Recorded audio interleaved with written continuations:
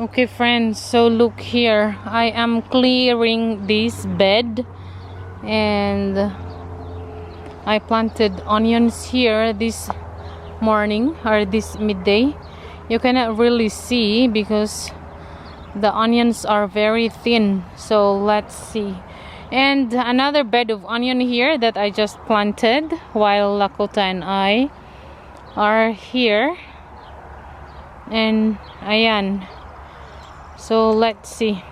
Tapos I also cleared and mixed the soil and the hay here, and I'm thinking to plant the tomatoes here, Daddy.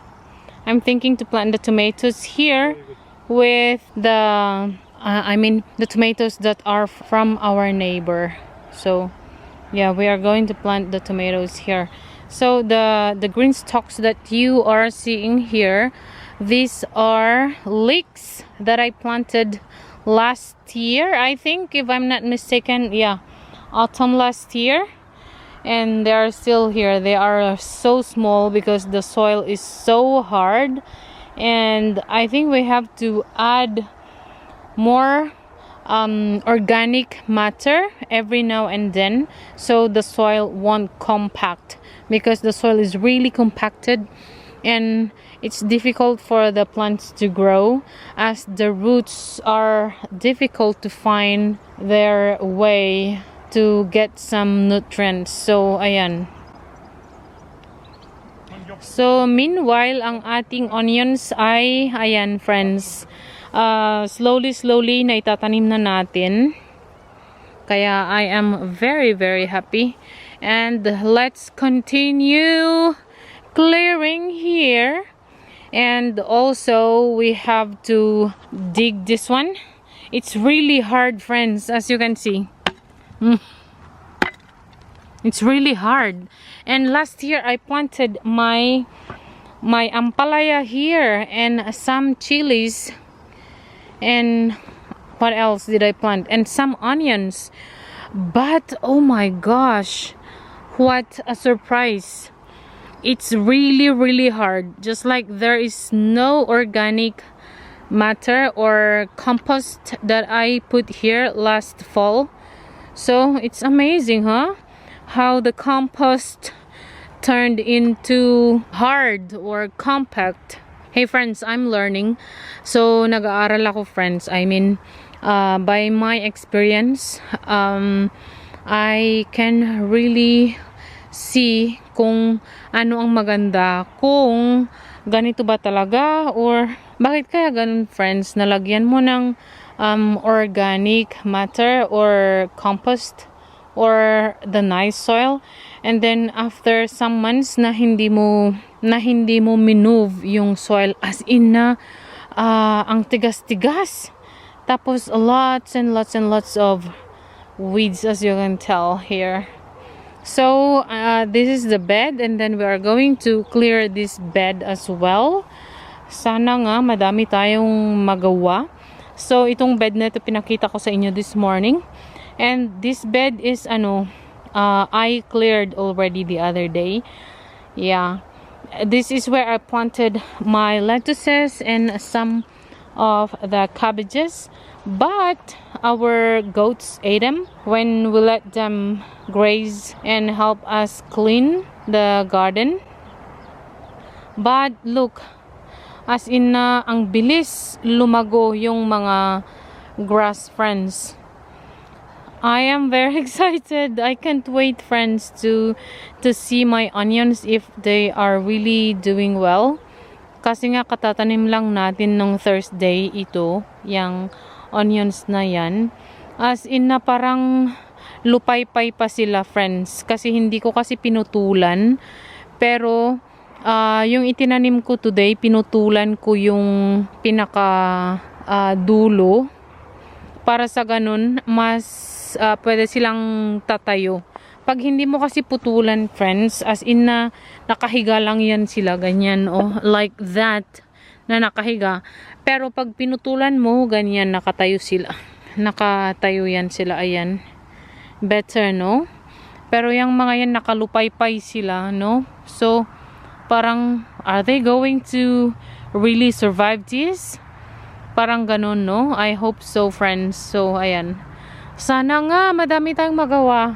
Anyway, I have to stop talking and I have to work. We have a lot of work.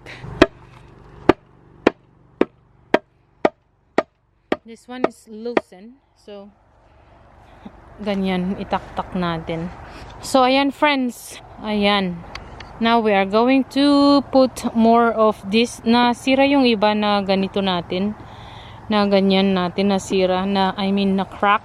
So, I'm not sure what I'm going to put here.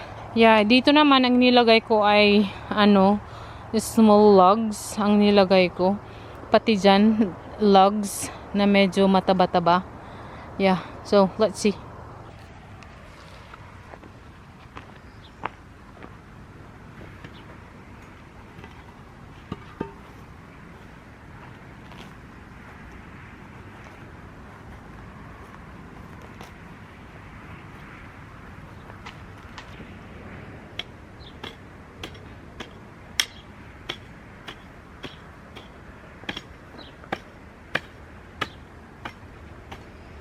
Tigas, friends.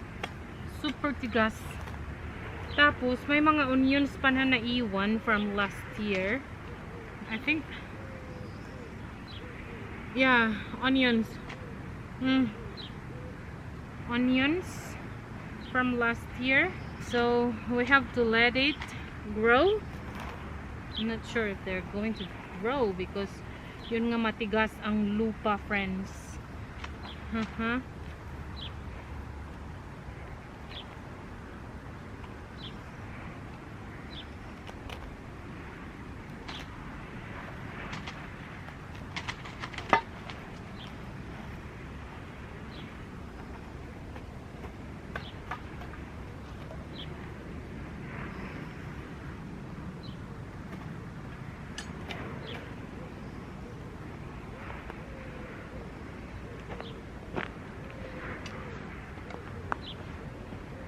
This is another onion, but I'm not sure if they're going to grow these ones.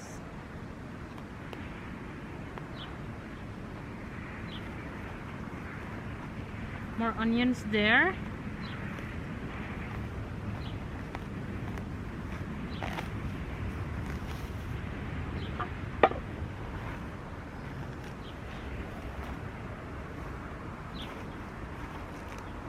Oh my word.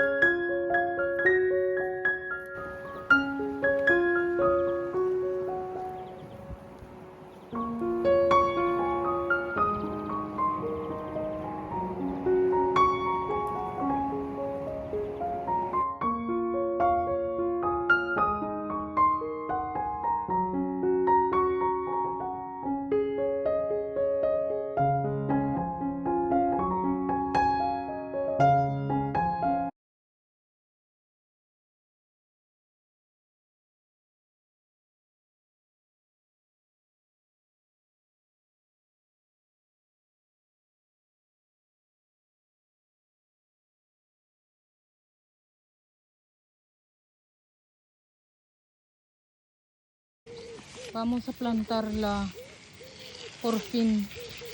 La ciruela. Mira que tierra más buena. Oh, qué bien. Qué bien. Aquí. En esta parte. Vigila, Lupe, que está. Utilizamos, creo, un cuchillo o esta así, ¿no? Para separarla. Muy bien, sí. Y así la separamos. Ah, sí. Qué bien, Lupe. Sí, esta es manzana, creo. Sí, Oh, sí. mira, ahora le ponemos esta tierra. Sí. Qué bien. Y más tierra, ¿no? Sí, voy a buscar más. ¿Y quién pone la más? Por fin hemos plantado. Ya está plantado.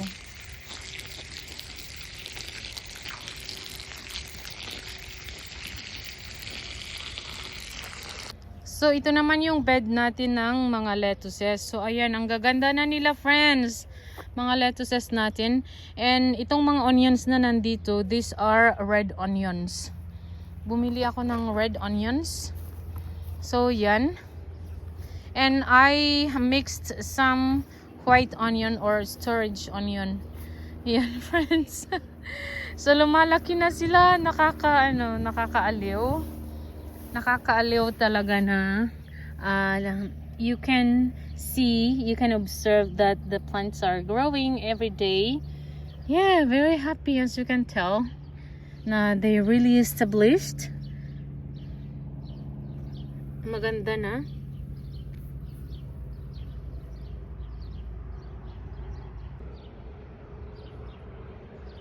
Hello friends, so ito na yung flowers nitong bulb na to. I think Irish is the name of this plant. Ang ganda niya, 'di ba? At tapos ang bango, kaya maraming mga insects na pumupunta. We also have that side, friends, yung mga puti doon, yun din. So ito pala yung update ng ating garden. Nilinisan namin ng friends ko kahapon doong banda. So as you can see, nawala ng mga damo that side. Nagtanim ako doon ng mga tomatoes. Yung mga bigay ng ating living Buddha na neighbor, friends.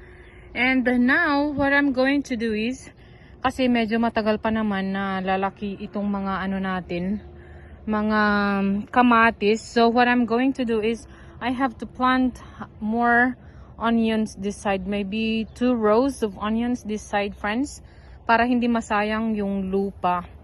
So ito naman yung ating mga friends, mga onions na itinanim. They are thriving. Tapos dito naman banda, nagtanim ako ng zucchinis from seeds. So wala pang lumalabas. So I'm planning to I saw an owl. I'm not sure if you see that. I'm not sure. So I'm planning to plant more onions this side, friends, para sa ganun ay okay sila. So dito naman banda, tinanim ko yung mga dinala ng friends ko. She brought us some green beans, I think, and some tomatoes. So yun ang itinanim ko dito, as you can tell. Ayan. And this bed naman, dito ako nagtanim ng mga cabbages and some lettuces. Pero last winter. Pero kinain ng ating mga animals, ng goats and sheep. So, tumubo sila, guys. Ayan, tumutubo sila. But, I'm planning to plant my, how do you call this? I'm planning to plant my sweet potatoes here, friends. Yeah, kahit ito lang. Kasi I love the sweet potato tops. Okay na yun sa akin. And ito na, friends, ang ating mga kamatis, ang ating mga tomatoes that I planted yesterday. And I hope they will thrive well. So, gusto ko pang linisan dito banda, friends. Para sa ganun, marami din tayong maitanim. And also, yesterday, we planted our, yung mga nasa bintana namin, friends, na mga fruit trees, like this one. Yes, so, dito din namin itinanim. Isa dito. And I think parang nag-establish na siya kaagad. So, kasi malaki yung, namin, friends, yung hinati kasi namin yung ugat niya ng mabuti, na as in na hindi talaga siya nasaktan. So, ayan.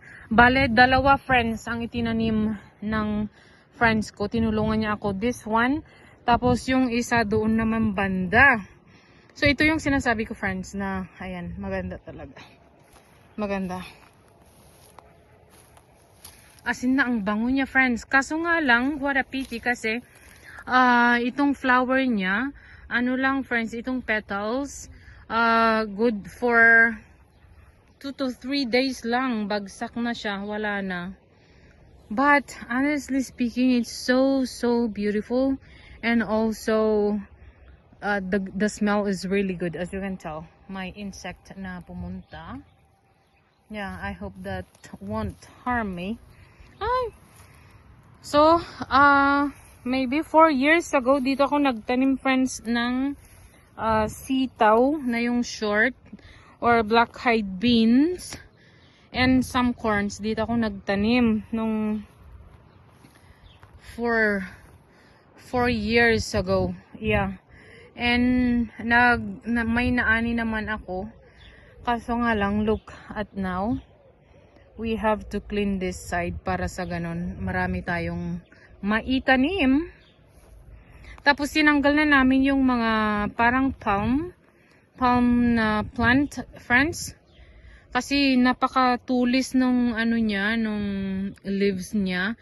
Kaya tinanggal namin. Tapos parang may sakit siya. So my husband and I decided to eradicate it. And doon din banda, doon sa may stick na yan, itinanim din ng friend ko yung chayote. Sana nga mabuhay. Because this is my 3rd time trying to plant chayote now, friends. Sana nga mabuhay. Bale, dalawa yung itinanim niya na chayote. I will show you the other one. Tapos, ito naman yung bed ng ating onions. And just like they established well. And yeah, very happy. Kaso nga lang, maraming mga tumutubo na mga, I don't like this grass. Kasi, yung ano niya friends, spider, I think they call it spider, I don't know. Spider web, maybe? I don't know, please tell me, friends, what's the name of this